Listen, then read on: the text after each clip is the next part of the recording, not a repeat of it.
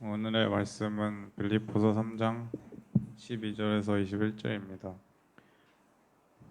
내가 이미 얻었다 함도 아니요 온전히 이루었다 함도 아니라 오직 내가 그리스도 예수께 잡힌 바 된 그것을 잡으려고 달려가노라. 형제들아, 나는 아직 내가 잡은 줄로 여기지 아니하고 오직 한 일 즉 뒤에 있는 것은 잊어버리고 앞에 있는 것을 잡으려고 표대를 향하여 그리스도 예수 안에서 하나님이 위에서 부르신 부름의 상을 위하여 달려가노라. 그러므로 누구든지 우리 온전히 이룬 자들은 이렇게 생각할지니 만일 어떤 일에 너희가 달리 생각하면 하나님이 이것도 너희에게 나타내시리라. 오직 우리가 어디까지 이르렀든지 그대로 행할 것이라.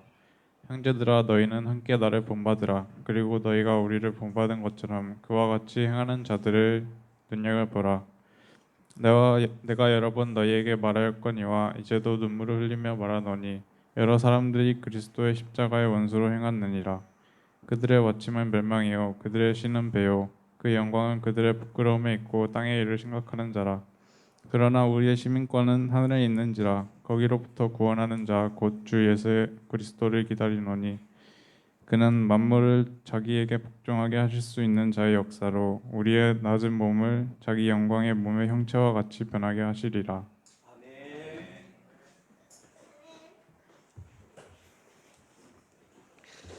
예, 오늘은 2023년 마지막 주일인 동시에 또 마지막 날입니다. 어떻게 12월 31일이 또 이렇게 주일이 딱 걸렸습니다. 이런 적이 몇 번 없는 것 같은데 좀 특별한 것 같습니다. 그래서 12월 23일 말씀을 무엇을 준비할까 사실 고민을 했습니다. 왜냐하면 매일 성경 말씀이 시편 말씀으로 가기 때문에 시편으로 가는 게 좋을까 좀 바꿀까 하다가 제가 빌립보서 말씀을 선택했습니다. 여러 가지 이유가 있겠지만 가장 대표적인 이유는 지금 여기에 기록된 이 빌립보서 말씀이 저희 은혜로 교회에 가장 지금 필요한 말씀이 아닌가, 가장 적합한 말씀이 기록되어 있기 때문이다 해서 어쩌면 하나님께서 특별히 저희들에게 콕 집어서 빌립보서 말씀을 주시는 것 같습니다. 따라서 오늘 설교는 조금 더 집중을 해서 우리에게 주시는 말씀으로 한번 받았으면 좋겠습니다. 오늘 본문 내용은 지난주 내용과 굉장히 깊은 연관이 있습니다. 지난주 설교 내용을 여러분들이 어떻게 기억하실지 모르겠습니다. 지난주 설교 내용의 핵심을 한마디로 말하면 복음의 가장 기초적인 내용이었습니다. 지난주 설교 내용이 아마 여러분들 대부분 설교를 다 들으셨기 때문에 기억하리라고 생각합니다. 예, 아멘. 그런데 제가 믿음이 약해서 지난주 설교를 잠깐 요약해 드리고 오늘 설교로 들어가겠습니다. 지난주 저희들이 했던 내용 가운데 가장 첫 번째 했던 내용은 빌립보 교회가 어떻게 설립되었는가, 그 설립 배경에 관해서 제가 잠깐 말씀드렸습니다. 원래 사도 바울은 빌립보로 갈 계획이 전혀 없었습니다. 1차 전도 여행을 마치고 2차 전도 여행을 어디로 가려고 했냐면 소아시아 북부 지역인 비두니아 지역으로 가려고 했습니다. 그런데 밤에 환상에 나타나서 한 사람이 마게도냐로 와서 도와달라라는 환상을 보게 되었고 사도 바울은 그것이 하나님의 음성임을 알았습니다. 성경에는 뭐라고 말했냐면 예수의 영, 다시 말해서 성령이 그것을 허락하지 않는다라고 생각을 하고 즉시 발걸음을 마게도냐 지역으로 옮겼고 첫 번째 도착했던 지역이 네아폴리, 그 네아폴리에서 걸어서 빌립보로 이동해서 거기서 처음으로 복음 사역을 시작했습니다. 그래서 빌립보 교회가 설립되었고 첫 번째 만난 사람이 누구였습니까?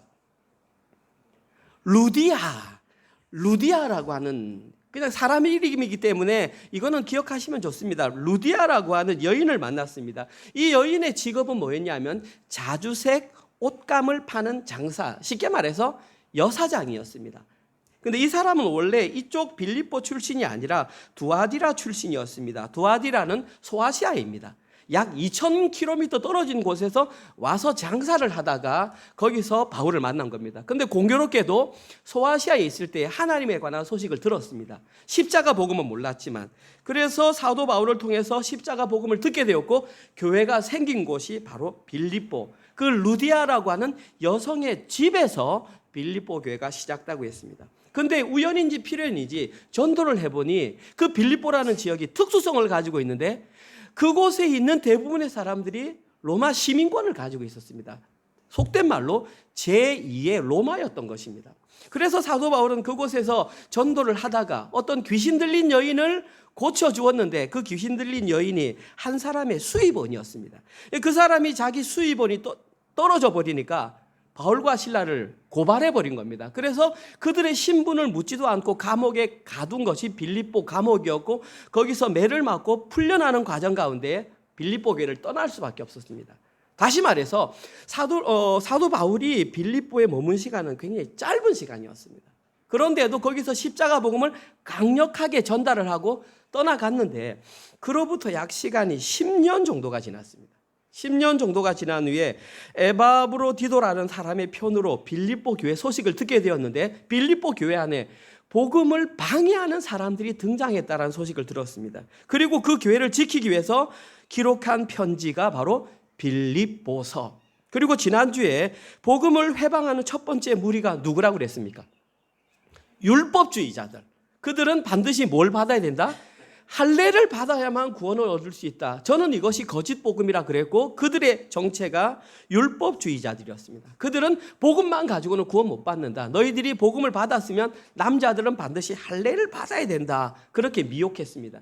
지금 우리가 생각할 때에는 아유 목사님 그거 안 받는다고 하면 되죠 라고 쉽게 생각하겠지만, 그 당시 분위기는 안 그랬습니다. 사도 바울은 떠나고 없지, 교회를 지키는 사람은 없지. 그런데 유대인들이 들어와서 너희들 모르지, 사실은 할례를 받아야 진짜 하나님의 백성이다. 왜냐하면 우리가 그렇게 받았기 때문에. 그러니까 혹한 겁니다. 넘어가기가 굉장히 쉬운 상황이었습니다. 그래서 많은 사람들이, 생각보다 많은 대부분의 사람들이 거기에 흔들렸습니다. 이 소식을 들었던 사도 바울은 그들을 향해서 뭐라고 그랬냐면, 개들이다, 행악하는 자들이다, 몸을 상하게 하는 자들이다, 반드시 그들을 삼가야 한다, 삼가야 한다, 삼가야 한다. 3번 연속 반복해서 그들을 경계해야 된다고 말했습니다. 그리고 그들에게 내린 결론이 빌립보서 3장 8절과 9절, 제가 읽어보겠습니다. 또한 모든 것을 해로 여김은 내 주 그리스도 예수를 아는 지식이 가장 고상하기 때문이라. 내가 그를 위하여 모든 것을 잃어버리고 배설물로 여김은 그리스도를 얻고 그 안에서 발견되려 함이니, 내가 가진 의는 율법에서 난 것이 아니요 오직 그리스도를 믿음으로 말미암은 것이니 곧 믿음으로 하나님께로부터 난 의라. 이렇게 말을 했습니다. 사도 바울은 율법주의자들이 주장했던 특별히 할례, 그 모든 것들은 다 배설물이다. 그리고 진짜 너희들이 알아야 되는 것은 가장 고상한 지식인 예수 그리스도에 관한 지식을 알아야 한다. 왜냐하면 그 지식이 세상에서 가장 가치가 있는 것이기 때문이다. 이게 지난주 설교였습니다. 그러면서 뭐라고 했냐면, 내가 가진 이 의는 율법이 아니라 하나님으로부터 나온 의다 그랬습니다. 여러 번 말씀드렸습니다. 여기에 기록된 의라는 단어의 의미는 하나님과 관계가 회복되었다 그 말입니다. 그래서 여러분들은 성경에서 의라는 단어가 나오면 끊어진 관계가 회복되었다. 근데 뭘로 회복되었냐면 율법으로 회복된 것이 아니라 하나님으로부터 나온 것으로 회복되었다. 그것이 바로 가장 고상한 지식인 예수 그리스도를 아는 것이다. 이것이 십자가 복음입니다. 짧은 기간 동안 머물렀지만 사도 바울은 빌립보 교회에서 이 십자가 복음의 핵심을 정확하게 알려주었습니다. 그런데 거기에 회방하는 자들이, 율법주의자들이 들어왔었고, 그것을 방지하기 위해서 사도 바울은 빌립보서를 기록했던 것입니다. 어쩌면 2023년을 마무리하면서 저희 은혜로 교회가 붙들어야 할 것이 그 십자가 복음임을 다시 한번 알려주는 것입니다. 그런데 오늘 저희들이 읽었던 본문 내용도 어제 본문과 정확하게 연결이 됩니다. 오늘 본문에는 복음과 관련된 세 부류의 사람이 등장합니다. 오늘 설교 본문에는 세 부류의 사람이 등장하는데, 첫 번째 부류의 사람은 임의를 선택한 사람입니다. 왜 뜬금없이 임의냐? 영어로 already입니다. already, 이미. 임의를 선택한 사람들, 주보에 나와 있습니다. 어떤 사람들이 임의를 선택한 사람들이냐? 오늘 본문 18절과 19절에 등장하는 사람들입니다. 오늘 본문 18절과 19절. 내가 여러 번 너희에게 말하였거니와 이제도 눈물을 흘리며 말하노니 여러 사람들, 저 사람들입니다.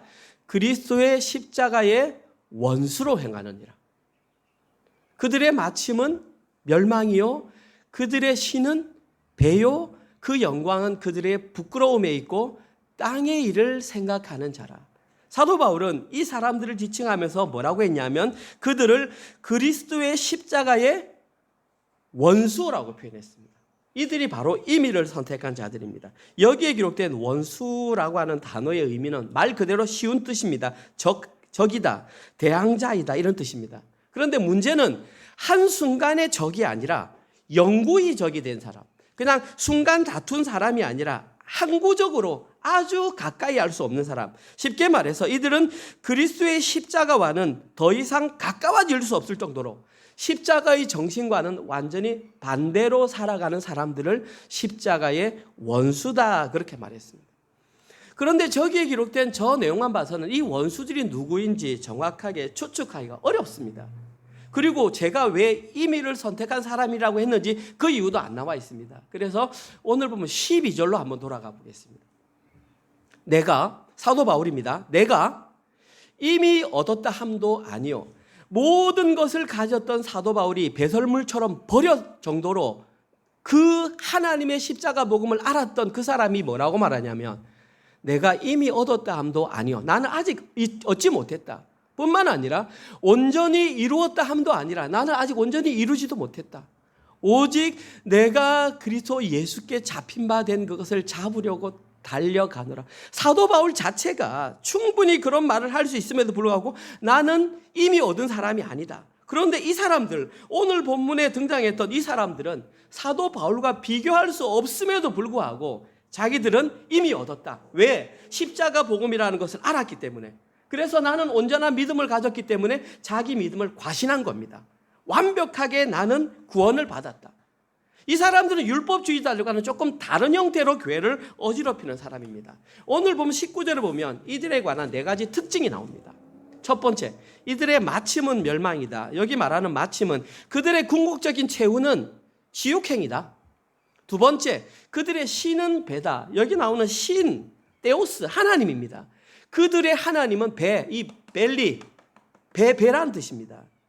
이 배라는 것이 영적인 의미는 뭐냐 하면 이들의 삶의 목적은 오직 육신의 자랑과 육신의 만족에 두는 사람들. 그러니까 이들은 입으로 들어가서 자기 배를 만족시키는 그 모든 것이 자기의 신이다. 한마디로 말해서 탐욕의 노예들이다. 내 입에 단 것은 신이요 내 입에 쓴 것은 원수다. 그렇게 생각하는 사람들입니다. 교회 안에 있는 사람들입니다. 세 번째, 그 영광은 그들의 부끄러움이다. 하나님께서는 그들에게 영광이 될 만한 것을 주셨는데도 불구하고 오히려 그것을 부끄러움으로 만들었다. 쉽게 말해서 자신들에게 주어진 특권을 잘 활용하지 못한 사람들이다. 십자가 복음을 거의 다 잡았음에도 불구하고 그것을 엉뚱하게 사용했다. 마지막으로 그들의 특징은 땅의 일을 생각하는 자들이다. 이들이 십자가 복음을 받아들였을 때는 하늘의 일을 생각했습니다. 그런데 잘못된 지식을 받아들이면서 헷갈리기 시작하면서 그들은 점차 땅의 일을 생각하게 되었던 것입니다. 자, 제가 방금 4가지 특징을 말씀드렸습니다. 그리고 이들은 이미 얻었다고 착각을 했습니다. 이들을 현대적인 용어로 평가하면 이들은 바로 무율법주의자들입니다. 다른 말로 말하면 반율법주의자들입니다. 저와 함께 세가족 교육을 받으신 분들은 영적 바이러스라는 부분을 공부했을 것입니다. 그 영적 바이러스에서 가장 복음을 반대하는 두 부류가 있는데 극단적인 첫 번째가 율법주의, 두 번째가 무율법주의. 지난주에 등장했던 사람들이 율법주의, 오늘 등장하는 사람들이 바로 무율법주의자들입니다. 그 무율법주의자들의 특징이 뭐냐? 이들은 십자가 복음으로 나는 예수 그리스도를 믿습니다. 그걸 뭐라고 생각하냐면 구원의 티켓을 확보했다. 나는 천국행 티켓을 가졌다. 이제 그렇게 생각하는 겁니다. 그러니까 다시 말해서 나는 무슨 짓을 해도 이 구원이 취소되지 않기 때문에 나는 이 천국행 티켓을 가졌으니까 이제 앞으로는 내 마음대로 살아도 된다라는 방임주의자들이 바로 이 무율법주의자들이었던 것입니다. 그러니까 구원을 받았으니까 내 입의 만족을 위해서 탐욕을 마음껏 부립니다. 그래서 그들의 신이 배요, 그들이 부끄러운 상황에 몰리게 되었던 것입니다. 만약에 이런 자들이 교회에 있었다면 대부분의 사람들은 어떻게 평가하겠습니까? 가도록 놔두지 않습니까? 사도 바울은 그렇지 않습니다. 18절에서 그들을 향해 이렇게 행동합니다. 내가 여러 번 너에게 말하였거니와 이제도 눈물을 흘리며, 사도 바울은 눈물을 흘렸습니다. 그런데 여기 기록된 눈물은 그냥 조금 몇 방울 흘리는 게 아니라 원어적인 의미는 통곡을 하며 소리치며 울다입니다. 사도 바울은 자기가 십자가 복음을 전했는데 그것에 대한 왜곡이 일어나니까 큰 소리치며 울며 탄식했던 모습이 바로 저기에 기록된 눈물을 흘리며 이 표현입니다. 그리고 여기서 저희들은 진짜 구원을 확보한 사람의 모습이 어떠해야 되는지를 명확하게 합니다. 진짜 구원이 뭔지 아는데 어떤 사람이 잘못된 길로 가고 있다. 그때에 나타내야 될 반응은 눈물을 흘리며 통곡하는 것입니다. 왜냐하면 그들이 바로 나의 자녀이며 그들이 나의 가족이며 내 이웃이며 내 동료이기 때문입니다.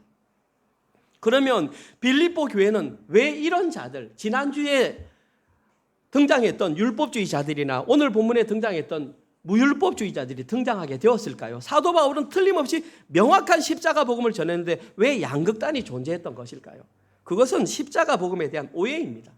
잘못된 지식이 들어오면서 처음에는 그렇지 않을 것인데 이것이 점점 틴투하면서 가장 중요한 십자가 복음까지 오해하게 만들었기 때문입니다.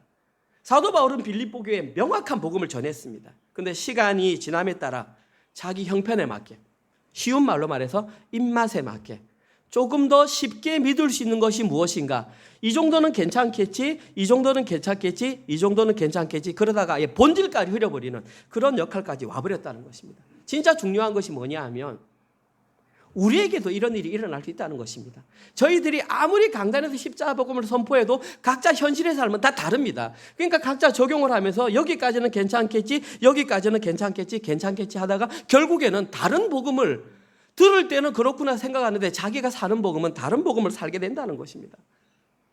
저희 은혜를 위해서는 3년 동안 줄기차게 십자가 복음을 선포해 왔었습니다.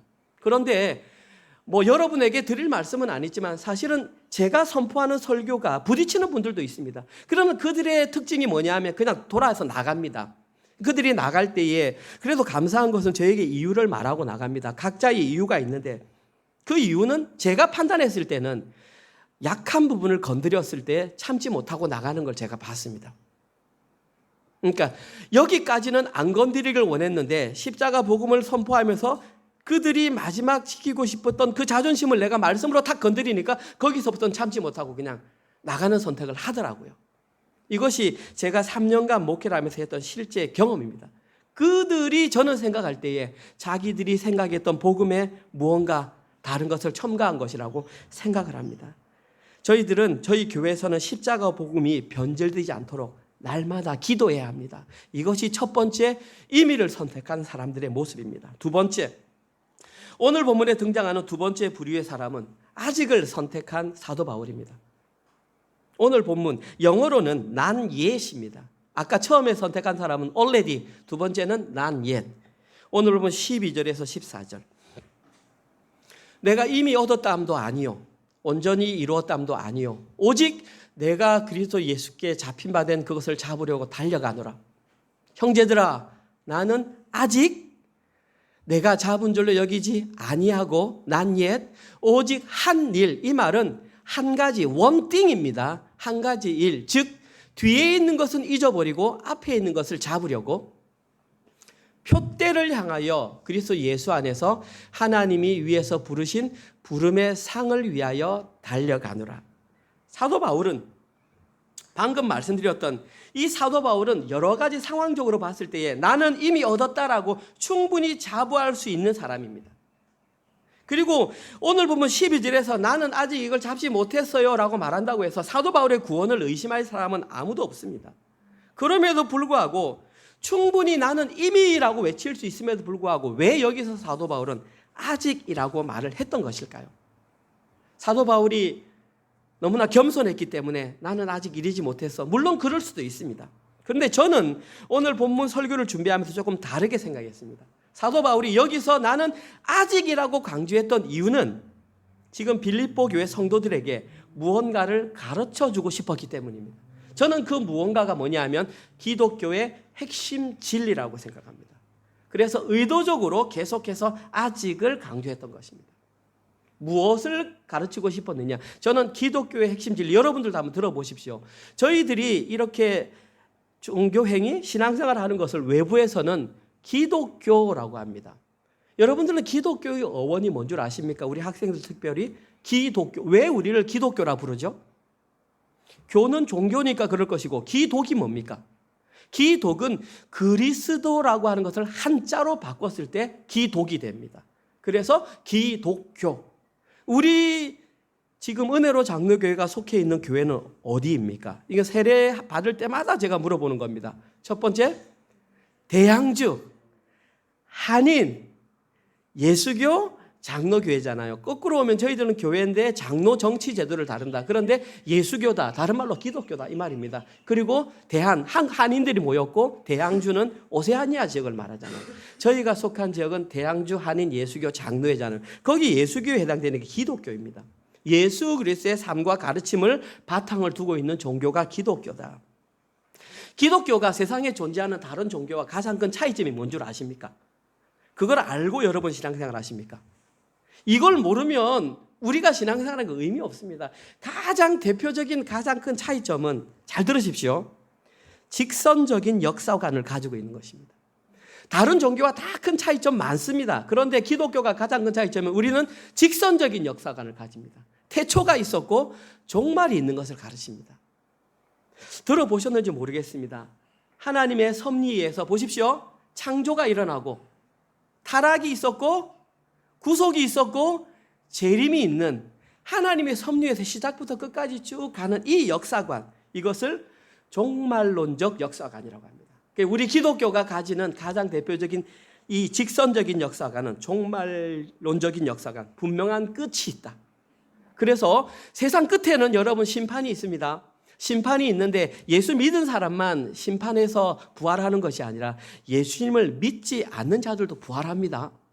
우리는 무슨 부활하냐면 생명의 부활, 그들은 심판의 부활합니다.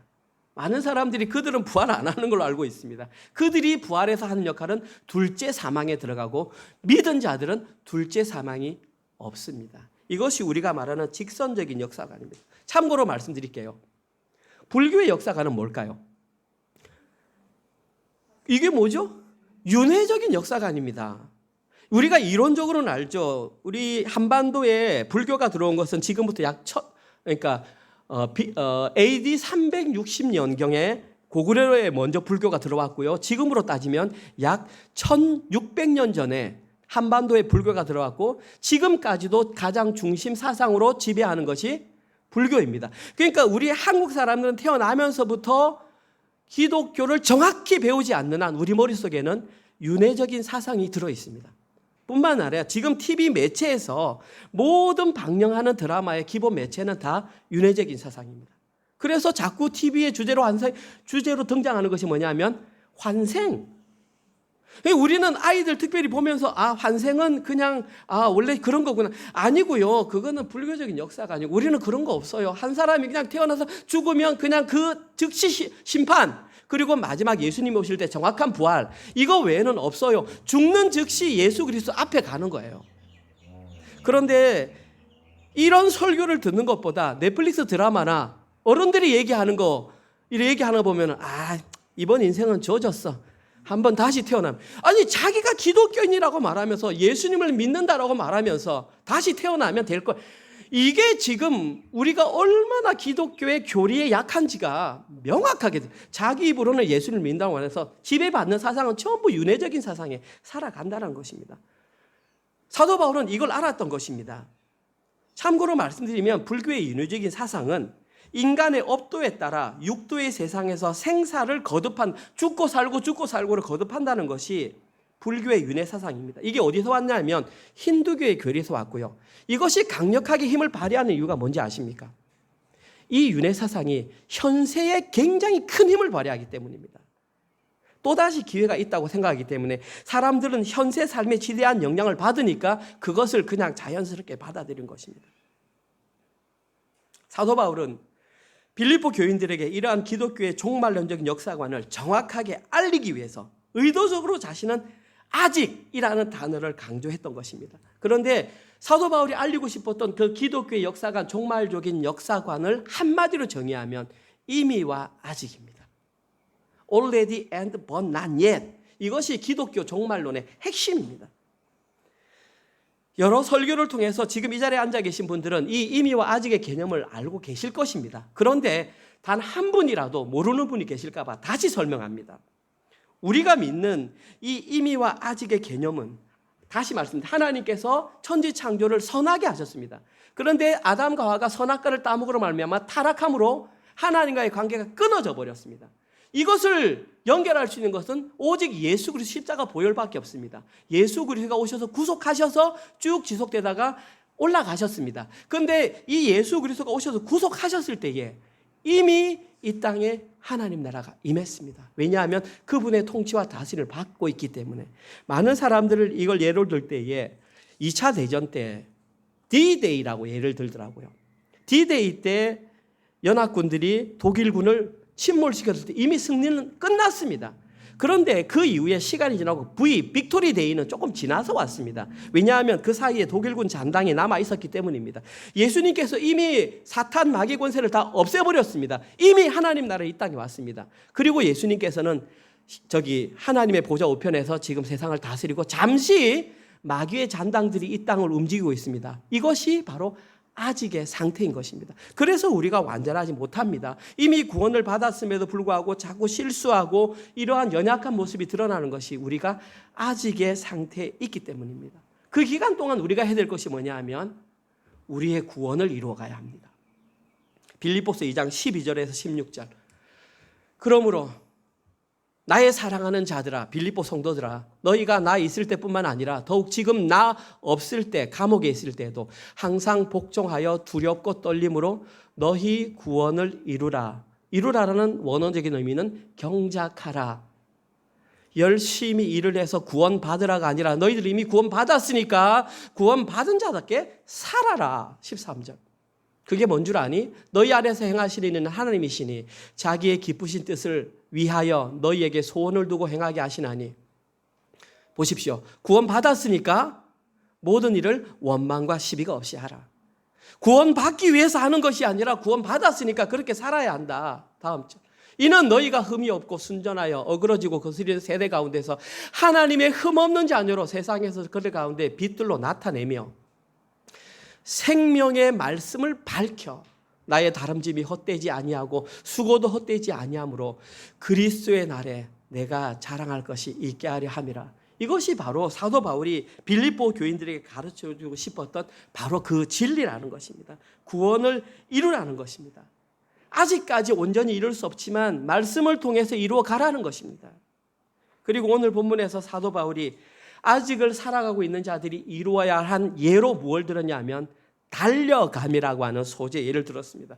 왜 달려감이라고 하는 예를 들었냐 하면 그 당시 운동 경기가 아주 활발했던 시대입니다. 그러니까 이 달려감이라는 예를 들으면 그 당시 시대 사람들은 다 이해합니다. 모두 다 달려감이 무엇인지를 명확히 이해합니다. 달려간다라고 하는 원뜻은 뒤쫓다, 추구하다, 박해하다입니다. 그런데 그냥 추구하는 것이 아니라 그것이 없으면 안 된다라는 마음으로 필사적으로 달려갈 때에 바로 저 단어가 사용됩니다. 그러면 사도 바울이 그렇게 목숨을 걸고 필사적으로 잡으려고 했던 것이 무엇일까요? 오늘 본문에는 이렇게 말하고 있습니다. 12절입니다. 자, 집중하십시오. 오늘 설교의 가장 중요한 부분입니다. 그리고 가장 어려운 부분입니다. 사도 바울은 이것을 설명하기 위해서 예를 들었습니다. 여러분도 마찬가지입니다. 이것을 오늘 아느냐 모르느냐가 설교의 가장 큰 핵심입니다. 그리고 이해하기 어렵습니다. 저도 이것을 밝히기 위해서 성경을 읽었는데 잘 모르겠더라고요. 솔직히 말씀드리면 어떤 분이 이 설교를 하시더라고요. 저는 전적으로 공감을 하고 그분의 설교를 조금 인용하도록 하겠습니다. 먼저 사도 바울이 쫓아가서 잡으려고 했던 것은 오직 내가 그리스도 예수께 잡힌 바 된 그것을 잡으려고 달려간다. 자, 여러분 보십시오. 예수 그리스도께 내가 잡힌 바 된 그것을 잡으려고 달려간다. 무슨 뜻인지 이해가 됩니까?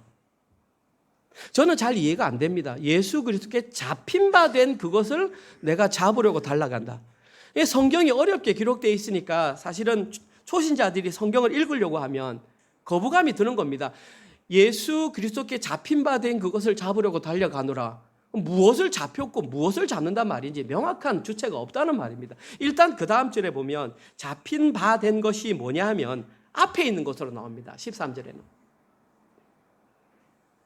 잊어버리고 앞에 있는 것을 잡으려고 달려간다. 14절에서는 그것을 표대라고 말했습니다. 그리고 하나님이 위에서 부르신 부름의 상이라고 말했습니다. 그러니까 한 가지 용어가 다양한 표현으로 지금 되고 있는데 과연 잡힌 바 된 그것이 무엇인가를 밝혀야 합니다. 헬라어 원문으로 보니까 카탈람바노 돼 있더라고요.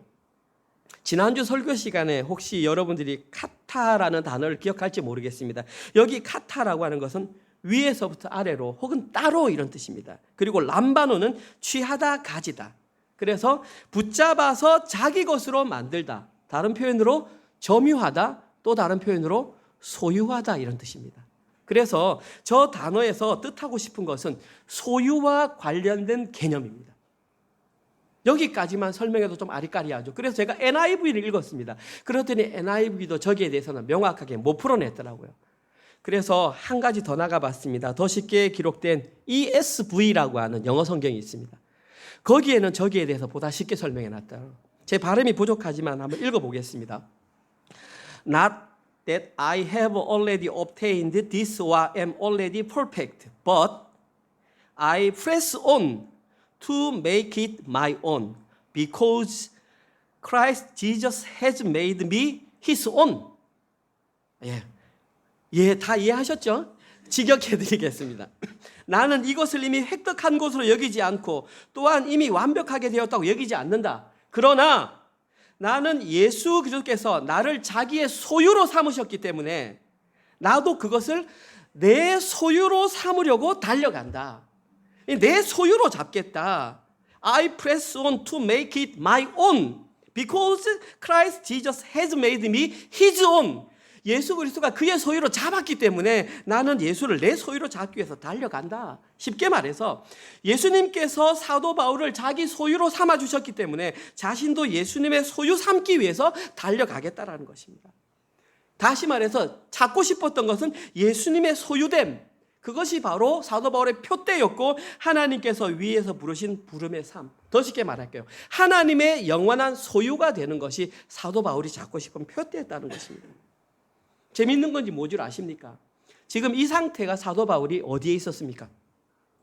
사도 바울은 감옥에 있었고요. 이 사람들은 로마 시민권을 가지고 따뜻하게 먹고 살고 있었습니다. 그런데 말을 누가 말했냐 하면 사도 바울이 이 말을 했다라는 것입니다. 다시 말해서 환경이 중요한 것이 아니라 내가 누구의 소유인지를 명확히 아는 사람에게만 이 말이 나올 수 있다는 것입니다. 지금 사도 바울은 컴컴해서 아무것도 보이지 않는 상태에서 혹시나 누가 전등불을 주면 그 어두운 곳에서 편지를 썼습니다. 그래서 사도 바울의 눈이 나빠졌다고 합니다. 그 어두운 감옥에서 글을 쓰려고 하니. 그런데 자신이 영원한 하나님의 소유라는 확신이 있었기 때문에 오히려 로마 시민권을 가지고 밖에서 따뜻하게 먹고 살던 그들을 향해 편지를 기록된 것입니다. 어쩌면 이 고백이 빌립보서 4장 11절 13절 고백이 아닐까 생각합니다. 4장 11절 내가 궁핍함으로 말하는 것이 아니라 어떠한 형편에든지 나는 자족하기를 배웠노니 나는 비천에 처할 줄도 알고 풍부에 처할 줄도 알아. 모든 일 곧 배부름과 배고픔과 풍부와 궁핍에도 처할 줄 아는 일체의 비결을 배웠노라.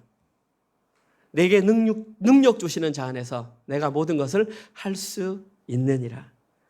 너무나 위대한 고백입니다. 그런데 많은 사람들은 저 13절만 좋아합니다. 내게 능력 주시는 자 안에서 내가 모든 것을 할 수 있느니라. 나는 아무 능력이 없어도 예수님만 붙잡으면 만사형통 모든 것을 할 수 있으라고 생각하는데 그것은 주문입니다. 반드시 그 전에 어떤 일이 있었는지. 사도 바울은 자기가 어떤 형편에 처하든지 어떤 상황이 있든지 자족하는 비결을 배웠기 때문에 저렇게 말할 수 있다는 것입니다. 사도 바울이 자족한다는 비결, 할 수 있던 이유는 자기가 누구의 소유인지를 명확히 알고 있었기 때문입니다. 다시 말해서 내가 누구의 소유인지를 명확히 아는 사람만 저런 고백을 할 수 있습니다. 이러한 고백을 하는 그 사도 바울이 바로 아직을 선택한 사도 바울의 현실적인 모습이었던 것입니다. 마지막 세 번째 내용입니다. 이미와 아직을 사는 자들에 관한 내용입니다. 오늘 보면 20절과 21절입니다. 그러나 우리의 시민권은 하늘에 있는지라 거기로부터 구원하는 자 곧 주 예수 그리스도를 기다리노니 그는 만물을 자기에게 복종하게 하실 수 있는 자의 역사로 우리의 낮은 몸을 자기 영광의 몸의 형체와 같이 변하게 하시리라. 사도 바울은 거의 빌립보서의 결론과 같은 내용으로 20절과 21절을 말했습니다. 특별히 오늘 본문 20절에서 제가 제목으로 삼았던 이미와 아직 사이를 사는 자들을 뭐라고 표현했냐면 시민권이 하늘에 있는 자라고 표현했습니다. 하늘의 시민권자들이 바로 이미와 아직 사이를 살고 있는 자들이다. 저기에 기록된 시민권은 우리가 알고 있는 그 시민권 맞습니다. 시민으로서 누려야 할 수 있는 권리와 소속감, 그것을 시민권이라고 말합니다. 그런데 이 부분에서 왜 갑자기 사도 바울이 뜬금없이 시민권이라는 단어를 사용했는지 우리는 쉽게 유추할 수 있습니다. 이 지역이 어디입니까? 빌립보. 빌립보는 거의 대부분 로마의 시민권을 가지고 있던 사람들입니다. 지금 사도 바울은 이 편지를 기록하면서 대부분이 로마 시민권을 가지고 있던 사람들이 그 상태에서 십자가 봉을 받아들였으니까 한 손에는 로마의 시민권을, 한 손에는 무엇을 잡기를 원했다는 것입니다. 하늘의 시민권을 잡고 있기를 원했던 것입니다. 쉽게 말해서 둘 다 이중 국적을 소유하고 싶었다는 것입니다. 그러나 하나님께서 원하시는 것은 하나님 나라에는 이중 국적이 인정되지 않는다는 사실입니다. 대한민국이 이중 국적을 인정하지 않듯이 하나님 나라에도 이중 국적은 인정되지 않아. 너희들이 하나님 나라의 시민권이 되었으면 로마 시민권을 과감히 포기해야 된다는 것입니다. 그러나 사도 바울은 이것을 인정하지 못한 빌립보 교회 성도들에게 너희들의 정체성이 정확하게 무엇인 줄 아니? 이것을 알려주기 위해서 시민권이라는 단어를 도입했던 것입니다. 어떤 사람이 하나님 나라의 시민권으로 살아간다는 것은 이제 더 이상 이 땅의 시민으로서 누려야 될 권리를 포기해야 된다는 것입니다. 이 땅의 시민으로서 누려야 될 권리를 포기한 사람을 성경에서는 뭐라고 말하냐면 이방인과 나그네라고 표현합니다. 히브리서 11장 13절에서 16절입니다. 이 사람들은, 하늘의 시민권을 가진 사람들은 특징이 뭐냐 하면 다 믿음을 따라 죽었으며 약속을 받지 못하였으되 그것들을 멀리서 보고 자기 본향을 환영하며 또 땅에서는 외국인과 나그네임을 증언하였으니, 그들이 이같이 말하는 것은 자기들이 본향 찾는 자임을 나타냅니다. 그들이 나온 바 본향을 생각하였더라면 돌아갈 기회가 있으려니와 그들이 이제는 더 나은 본향 하나님 나라를 사모하니 곧 하늘에 있는 것이라. 이러므로 하나님이 그들의 하나님이라 일컬음을 받으심을 부끄러워하지 아니하시고 그들을 위하여 한 성을 예비하셨느니라. 히브리서 기자는 이들을 뭐라고 말했냐면 믿음의 사람들이라고 말했습니다. 이 사람들은 이 땅 가운데에 시민권을 포기하고 하나님 나라의 본향을 찾아가는 사람, 다시 말해서 나그네와 이방인이라고 표현했습니다. 나그네와 이방인의 가장 큰 특징은 이 땅을 살아가는 것이 그만큼 힘들고 고달프고 외롭다라는 것입니다. 그런데 이들이 진정으로 위로를 받았던 이유는, 그 상황 속에서도 위로를 받았던 이유는 하나님께서 그들의 하나님임을, 그들이 하나님의 소유임을 부끄러워하지 않았다라는 것입니다. 이 땅 가운데 너희들 힘들게 살아도 너희들 내 소유잖아, 괜찮아, 힘을 내. 쉽게 말해서 하나님께서는 그들이 있는 상태를 그대로 받아주셨기 때문에 이 땅 가운데 시민권을 잃어버려도 아무런 상관이 없다라는 것입니다. 그런데 로마의 시민권이 그들의 자랑이었던 빌립보 교회의 일부 성도들에게는 이 내용을 받아들이기 힘들었던 것입니다. 왜냐하면 그들은 한 손에는 로마의 시민권을, 한 손에는 하나님 나라의 시민권을 쥐고 싶었기 때문입니다. 그러나 빌립보 교회 성도들이 진짜 임의와 아직의 개념을 아는 자라면, 진짜 그들이 하나님 나라의 시민권이라면 자기들은 자연스럽게 이 땅의 시민권을 포기해야 되는 것도 알아야만 했습니다. 왜냐하면 오늘 본문 21절에 19절, 20절 후반부에 보면 그 사람들이 거기로부터 구원하는 자, 곧 예수 그리스도를 기다리는 자들이기 때문입니다. 이것으로 증명이 된다는 것입니다. 이 땅에 로마 시민권을 가지면서도 거기서 오는 구원자, 곧 예수 그리스도를 기다릴 수 없다는 것입니다. 뿐만 아니라 21절에 그는 예수 그리스도는 만물을 자기에게 복종하시는 자의 역사로 우리의 낮은 몸, 지금 현재 우리는 구원을 받았지만 아직 낮은 몸, 연약한 몸을 가지고 살아가지만 결국에는 자기 영광의 형체의 몸, 예수 그리스도가 부활했던 그 몸과 같이 변하게 될 것을 기대했기 때문입니다. 비록 지금 현재는 낮은 몸을 가지고 이 땅에서 아직의 상태로 살아가지만 장차 예수님의 영광의 몸과 같이 변화될 것을 믿었기 때문에 이들은 과감히 이 땅의 시민권을 포기할 수 있는 것입니다. 그리고 이렇게 예수님과 같이 온전한 몸으로 변화되기를 기다리는 그 시간이 바로 이미와 아직 사이를 살아가는 저희들의 시간인 것입니다. 오늘 본문에서 사도 바울은 빌립보 성도들에게 바로 이 원리를 알려주고 싶었던 것입니다. 뿐만 아니라 2023년을 마무리하면서 하나님 나라의 백성으로 살아가는 저희 은혜로 교회 성도들에게 하나님께서 이 마음을, 이 진리를 알려주고 싶었던 것입니다. 오늘 설교를 마무리하겠습니다. 다시 한번 확인하지만 저희들은 예수 그리스도의 십자가 복음을 믿음으로 말미암아 이미 구원받은 자들입니다. 이미 구원을 받았습니다. 에베소서 2장 8절 9절에서 너희는 예수 그리스도의 은혜로 말미암아 구원을 받았나니, 받을 것이가 아니라 이미 구원을 받았습니다.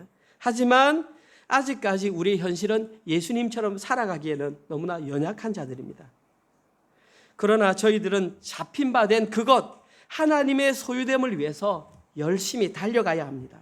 사도 바울은 캄캄한 감옥에서도 자족할 수 있는 비결을 배웠고 하나님의 소유됨을 위해서 그곳에서도 열심히 달려갔습니다.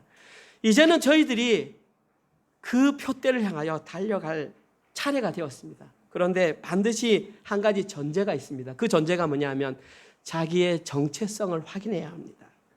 저희들의 정체성은 이 땅의 시민이 아니라 하나님 나라의 시민입니다. 그리고 이것이 의미하는 것은 이 땅을 나그네와 이방인으로 살아가야 한다는 것입니다. 사랑하는 성도 여러분, 하나님 나라에는 이중 시민권을 인정하지 않습니다. 하나님 나라의 시민권자가 되기 위해서는 반드시 이 땅의 시민권을 포기해야 합니다. 사도 바울이 십자가 복음을 위해 미련 없이 로마의 시민권을 포기하였습니다. 그리고 히브리서 11장에 기록된 그 수많은 믿음의 선진들이 십자가 복음을 위해서 자기들의 시민권을 포기했습니다. 뿐만 아니라 우리 한국에 있는 수많은 믿음의 선배들이 그 일제치하와 공산주의에서도 자기의 믿음을 포기하지 않고 하나님 나라의 시민권을 굳게 지었습니다. 이제는 저희들이 현실의 삶을 통해서 그 길을 걸어가야 할 차례입니다. 아마도 많이 두려우실 것입니다. 아마 앞이 막막할 수도 있습니다. 그러나 우리에게는 두려워하지 않을 이유가 있습니다. 왜냐하면 우리에게는 너무나 분명한 내비게이션이 있기 때문입니다. 그 내비게이션은 바로 하나님의 말씀, 생명의 말씀입니다. 저희들이 비록 이 땅에서 이방인과 나그네로 살아간다 할지라도 말씀이라는 내비게이션을 따라가면 저희들은 그곳에 안전하게 도착할 수 있습니다. 사랑하는 성도님들에게 간곡히 부탁드립니다. 흐트러 듣지 마시고 말씀 묵상에 목숨 걸어 주십시오. 뿐만 아니라 교리 공부 힘들어하지 마십시오. 교리 공부, 말씀 묵상을 해야만 저희들이 살고 저희들의 자녀들이 살고 저희 교회가 사는 것입니다.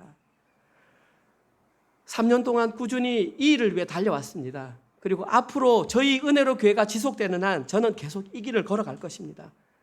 아마도 여기에 동참하지 못하는 분들이 발견될 것이고 그들과 외로운 싸움이 시작될 수도 있습니다. 그러나 제가 이 길을 걸어갈 수 있는 이유는 함께하는 여러분들이 계시기 때문입니다. 흔들리지 마시고 좌절하지 마시고 이번 한 주간 동안도 이미와 아직 사이를 내가 곧 길이요 진리요 생명이라고 선포하신 예수님의 말씀을 기억하면서 하나님의 소유됨이라고 하는 그 표대를 향하여 열심히 달려가시는 모든 분들 되시기를 주님의 이름으로 축원드립니다.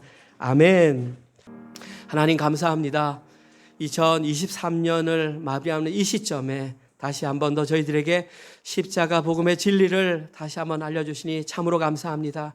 하나님, 저희들이 어떤 자인지 그 정체성을 잊지 말게 하여 주시옵소서. 저희들은 바로 하나님 나라의 시민권임을 기억하게 하셔서 하나님 나라의 시민권자답게 열심히 살아갈 수 있도록 주님 은혜를 더하여 주시옵소서. 사도 바울이 표대를 향하여 잡힌 바 된 그것을 향하여 예수님의 소유된 것을 잡으려고 달려갔듯이 저희들도 그 길을 향해 다시 한번 전진할 수 있도록 은혜를 더하여 주시옵소서. 아직까지 하나님 이 소중한 가치를 깨닫지 못하고 하나님 마음속에 분주한 갈등으로 살아가는 자들도 많이 있는 줄 압니다. 성령 하나님 그들의 마음을 만져주시옵소서. 저희들이 지금 얼마나 소중한 것을 다루고 있으며 얼마나 귀중한 복음이 선포되고 있는지를 그들도 동일하게 깨닫게 하셔서 하나님 아버지여 하나님께서 내미신 그 손을 잘 잡을 수 있는 사랑하는 우리 모든 성도들 되게 하여 주시옵소서.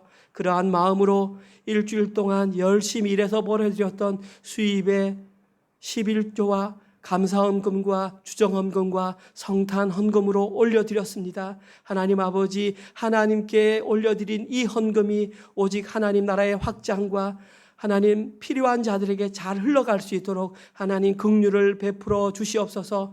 또한 함께 동참하지 못한 자가 있다면 그들에게도 동참할 수 있는 믿음을 허락하시고 물질이 부족한 자들에게는 함께 동참할 수 있는 물질의 은혜도 허락하여 주시옵소서. 이제는 우리 교회의 머리가 되신 예수 그리스도의 은혜와 독생자 예수 그리스도를 우리에게 보내주신 하나님의 사랑하심과 설교를 들을 때마다 이 말씀을 깨닫게 하시고 힘든 일을 걸어갈 때마다 위로 감아 교통케 하시는 성령님의 함께 하심이 예수님께서 걸어가셨던 그 길을 표대로 삼고 열심히 달려가기로 결단하는 사랑하는 은혜로교회 모든 성도들 머리에와 지금 이 시간에도 세계 곳곳에 흩어져서 주의 복음을 증거하는 사랑하는 선교사님들과 그들의 사역과 그들의 가족과 그들의 자녀들 머리 위에 지금부터 영원토록 함께 있을지어다. 아멘.